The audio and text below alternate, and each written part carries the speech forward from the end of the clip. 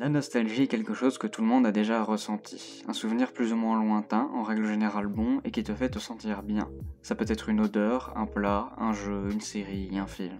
Tout pour te rappeler quelque chose. Mais pourquoi est-ce que la nostalgie est quelque chose d'aussi commun ? Parce que c'est un cocon. Un cocon de confort et de douceur loin des problèmes que l'on vit actuellement. Et moi, mon cocon, c'est Mario, Pokémon, Nintendo principalement. Mario parce que cela me rappelle mon enfance lorsque j'étais vraiment petit. Je devais pas avoir plus de 4 ans que je jouais déjà au premier Mario que ma sœur avait à l'époque. Je devais rester calme plusieurs heures par jour le temps d'inhaler un gaz et les jeux vidéo, surtout à cet âge, ça captive. Pokémon parce que c'est le premier jeu auquel j'ai joué seul dans mon coin. J'ai commencé avec Pokémon Bleu puis Or et quand j'ai eu ma première console rien qu'à moi c'était pour Pokémon Vert-Feuille.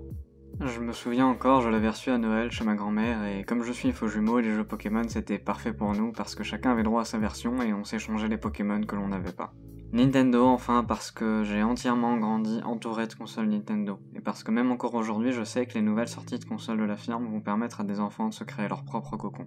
Je pensais avoir synthétisé mon rapport à Nintendo avec mes vidéos sur Mario Odyssey, mais je me rends compte que je n'arriverai jamais réellement à définir mon rapport à cette firme. C'est à la fois un refuge, un rappel de mon souvenir, un manque de risque, et donc quelque chose de rassurant. Et je pense qu'aucune firme ne possède autant de personnes qui doivent se sentir comme moi. Lancer une console Nintendo, c'est comme lancer la première PlayStation, c'est une sensation qui ne s'oublie pas.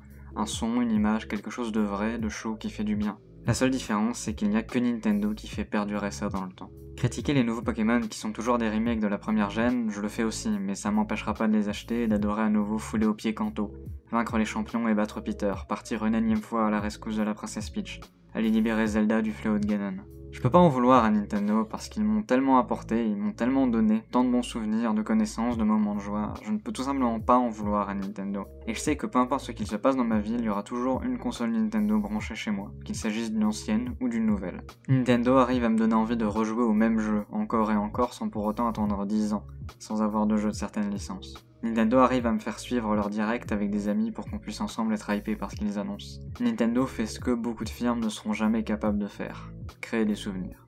Et c'est pour ça que plus que jamais je continue à suivre l'actualité de Nintendo, que cette E3 m'a un peu déçu et que j'espère certains jeux pour la Switch. Nintendo a réussi à se créer son propre univers, un univers réconfortant et rempli de bonheur. C'est pour ça que Nintendo est la seule firme qui arrive encore à me faire acheter des consoles ou des jeux Day One.